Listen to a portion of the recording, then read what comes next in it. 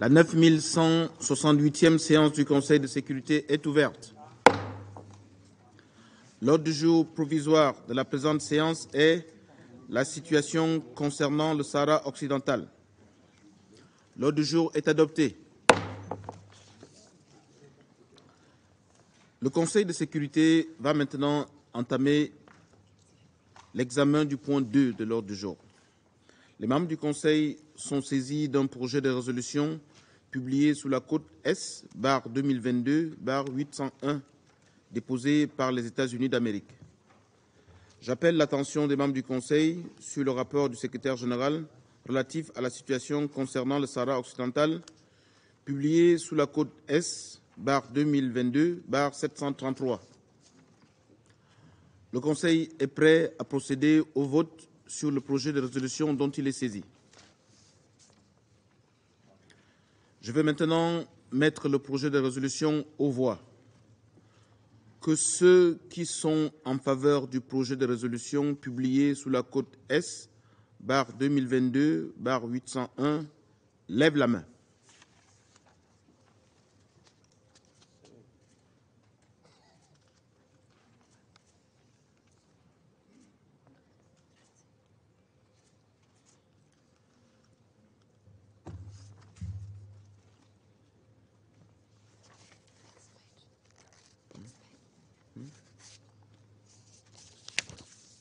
Ceux qui sont contre.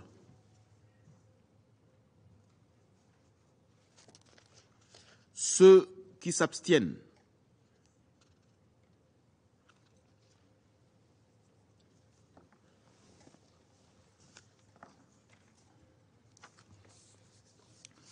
Le résultat du vote est le suivant. 13 voix pour, 0 contre et 2 abstentions. Le projet de résolution est adopté en tant que résolution 2554.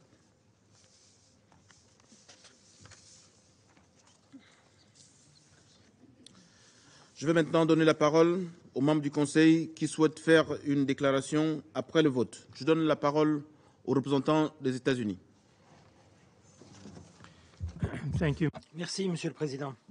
Les États-Unis sont heureux de voir le Conseil de sécurité réaffirmer son soutien à l'envoyé personnel du secrétaire général Staffan Minurso et son soutien à la Minurso par l'adoption de ce projet de résolution. Nous nous félicitons du soutien du Conseil au mandat de la Minurso. Avec ce vote, le Conseil réaffirme qu'il est derrière et appuie l'envoyé personnel dans les efforts qu'il déploie pour régler de manière durable et juste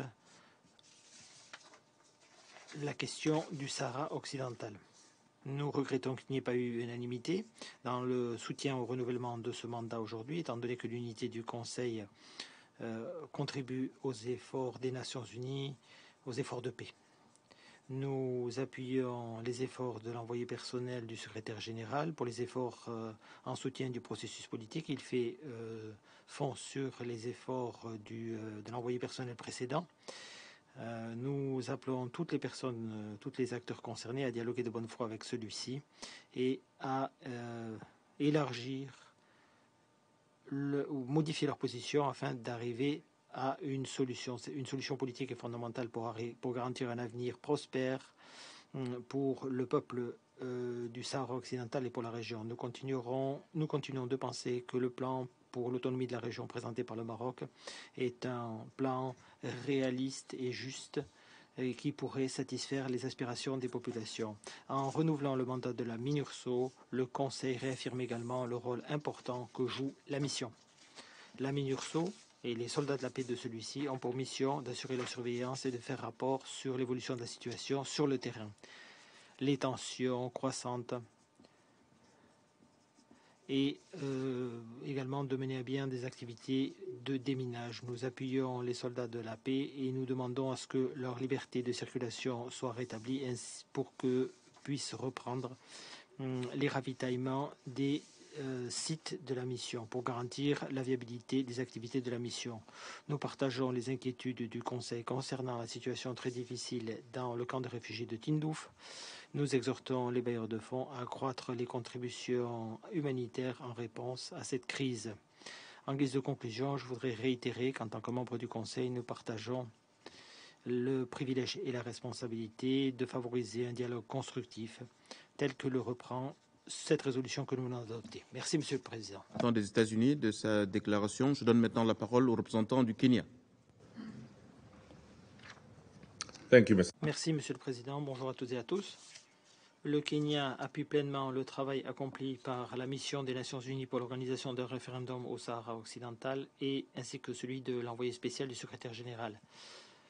Nous avons soutenu la résolution 2602 au mois d'octobre de l'année dernière.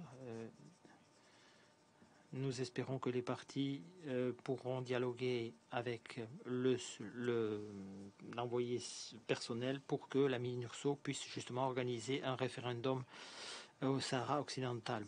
Malheureusement, les progrès ont été limités. Cette résolution s'écarte, cette nouvelle résolution s'écarte du mandat et n'aidera pas les partis à arriver à une solution politique juste et mutuellement acceptable telle que le prévoyait le mandat de la mission. Malheureusement, les propositions constructives que nous avons faites lors des négociations et qui traitent du fond du mandat de la mission n'ont pas été reprises en compte. C'est la raison pour laquelle nous avons décidé de nous abstenir aujourd'hui. Nous sommes inquiets du fait que cette résolution ne reflète pas la volonté du Conseil, comme le disait la résolution 2602 et les résolutions précédentes, donc qui, je cite, permettre l'autodétermination du peuple du Sahara occidental selon des dispositifs conformes aux objectifs et principes de la Charte des Nations Unies, tout en notant le rôle et les responsabilités des partis en la matière. Fin de citation. Tout en soulignant la reconnaissance par les Nations Unies du droit à l'autodétermination par un référendum digne de ce nom, l'article 20 de la Charte des Nations Unies prévoit que tous les peuples ont le droit inaliénable, un droit inaliénable qui ne saurait être remis en question concernant l'autodétermination. L'Union africaine renvoie, elle, dans son article 3 de l'acte constitutif, prévoit de respecter les droits des populations conformément à la Charte africaine de protection des droits des populations. Voilà autant de principes qui sont à la base des Nations Unies et de l'Union africaine. Alors, nous sommes abstenus, nous sommes convaincus que les partis et les Nations Unies protégeront toutes les parties, tous les pays de la région. Et ces principes doivent être appliqués dans toutes les régions du monde. Nous faisons également remarquer que l'Union africaine, qui a des partis en tant que membre, ne devrait pas être ignorée par les processus au niveau des Nations Unies.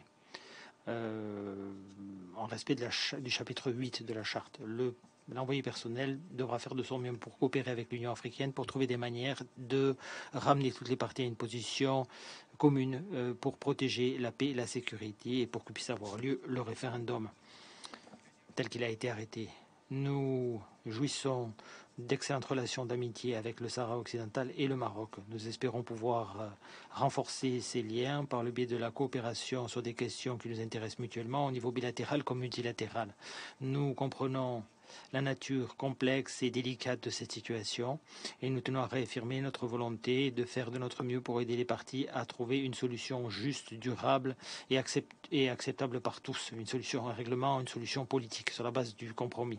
Nous exhortons toutes les parties à dialoguer en toute bonne foi avec l'envoyé personnel du secrétaire général pour que le peuple du Sahara occidental puisse exprimer sa volonté par le biais de l'autodétermination. Je vous remercie. Merci. Parole à la représentante des Émirats arabes unis. السيد الرئيس بداية نرحب باعتماد قرار اليوم. Monsieur le Président, nous nous félicitons de l'adoption de la résolution d'aujourd'hui qui prolonge le mandat de la mission pour un an et qui renforce son rôle dans le maintien de la paix et de la sécurité. Nous remercions le coordonnateur les États-Unis.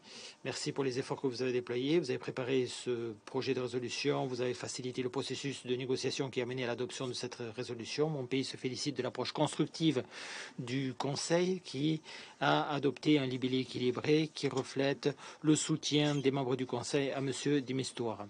Nous nous félicitons de ces efforts, des efforts inlassables qu'il déploie, notamment dans la facilitation du processus politique. L'objectif étant d'arriver à un règlement politique acceptable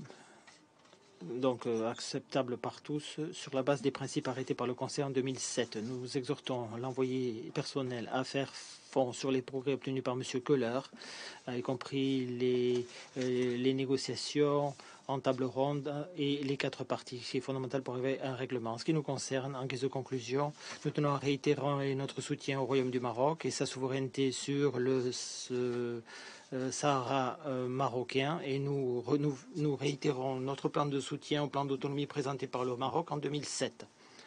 Nous considérons ce plan comme un plan solide, crédible, sérieux. Celui-ci est conforme à la Charte des Nations Unies et défend l'intégrité territoriale du Royaume du Maroc. Merci, Monsieur le Président. Je remercie la représentante des Émirats arabes unis de sa déclaration. Je donne maintenant la parole au représentant de la Fédération de Russie. Merci, Monsieur le Président. La Fédération de Russie s'est abstenue quant au vote sur le projet de résolution présenté par les États-Unis sur la prolongation du mandat de la mission des Nations Unies pour l'organisation d'un référendum au Sahara occidental, car le processus de préparation et d'approbation de ce document n'a pas été assez consultatif. Aucune de nos observations de principe est dûment justifiée, notamment celle de compromis, que nous avons présentées à maintes reprises aux Américains n'ont été prises en compte. Et toute une série de propositions utiles d'autres membres du Conseil sont restées sans réponse. Par conséquent, le texte est déséquilibré. Toute cette situation renforce nos doutes quant à l'impartialité des délégation porte-plume au Conseil de sécurité dans l'acquittement de leurs responsabilités.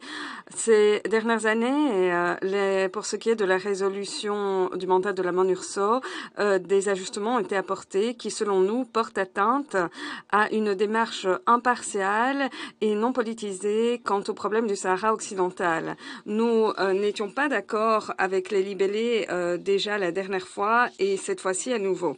La résolution présentée aujourd'hui ne reflète pas la situation sur le terrain qui prévaut en matière de règlement Sahara occidental et ne va sans doute pas contribuer aux efforts de l'envoyé personnel du secrétaire général Staffan de Mistura pour ce qui est de relancer le processus de négociation directe entre le Maroc et le Front Polisario afin de trouver une solution mutuellement acceptable.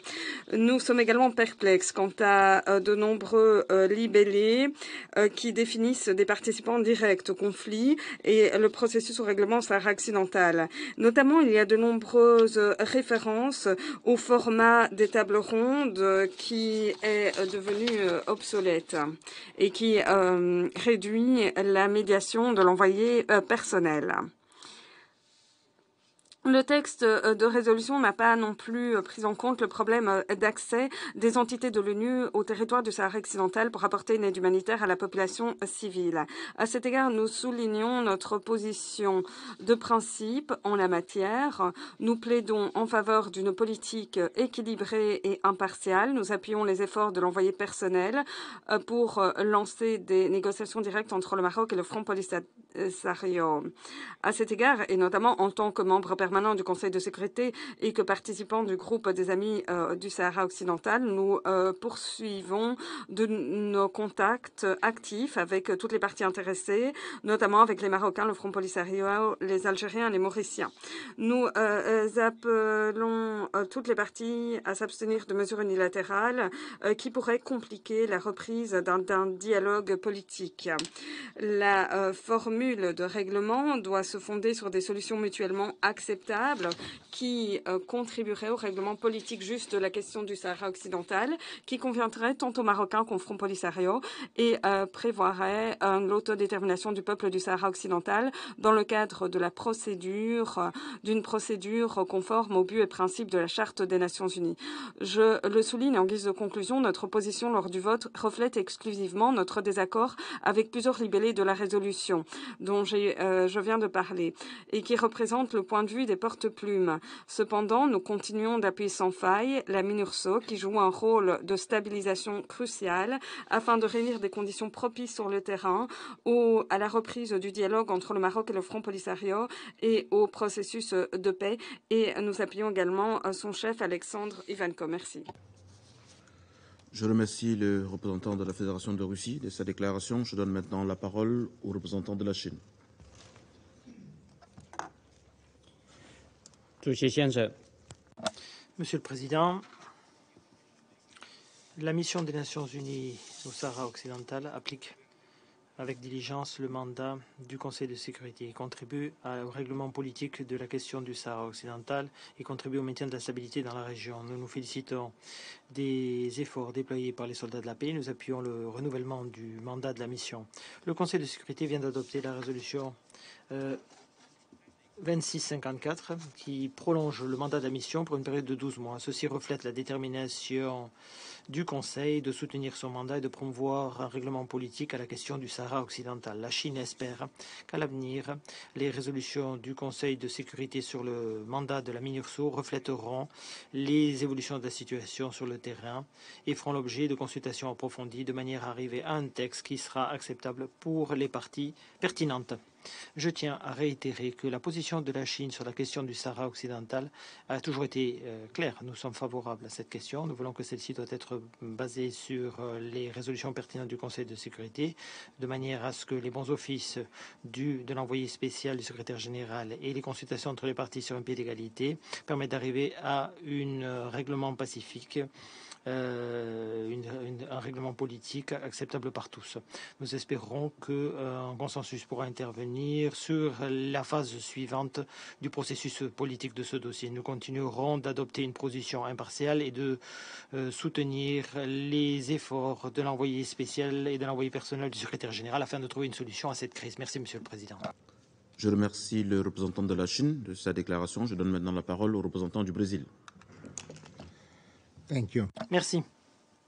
Monsieur le Président, le Brésil remercie les États-Unis.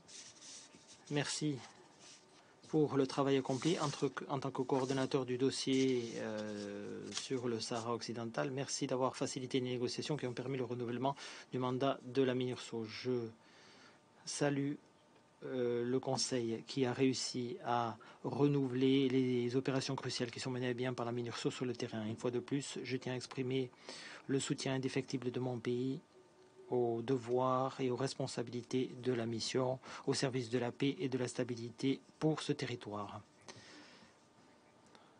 Je ne peux cependant ne pas remarquer que cette année, que le texte, malgré ses vertus, aurait pu être plus équilibré sur certains des éléments novateurs qui étaient présentés. Le fait d'intégrer des formules qui figuraient déjà dans le texte original, certaines d'entre elles qui restent tout à fait valables, auraient, je crois, été utiles pour surmonter certains des fossés que nous avons observés lors du processus de négociation. Ceci aurait permis en outre de transmettre un message encore plus fort, un message de soutien à l'envoyé personnel du secrétaire général, M. Di Mistura, et le représentant spécial du secrétaire général, M. Ivanko. En guise de conclusion, Monsieur le Président, permettez-moi de réitérer la volonté du Brésil d'œuvrer à une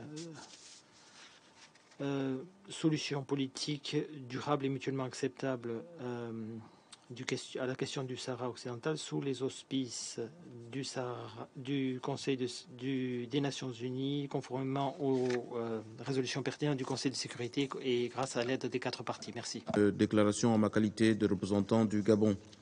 Chers collègues, le Gabon a voté en faveur de la prolongation du mandat de la MINURSO. Ce vote de mon pays exprime le soutien du Gabon au processus politique visant à parvenir à une solution politique réaliste, réalisable et durable basée sur le compromis aux différents sur le Sahara occidental. Nous sommes convaincus que cette résolution permettra de soutenir les efforts de M. Staffan de Mistura, envoyé personnel du secrétaire général des Nations Unies, en vue de la relance du processus politique entre les différentes parties prenantes. Le vote du Gabon traduit surtout notre soutien à l'initiative marocaine d'autonomie qui présente des perspectives crédibles et rassurantes permettant non seulement de mettre fin à l'impasse actuelle, mais aussi de parvenir à une solution politique acceptable par tous. Je vous remercie. Je reprends mes fonctions de président du Conseil. Il n'y a plus d'oratrice ou d'orateur inscrit sur la liste. La séance est levée.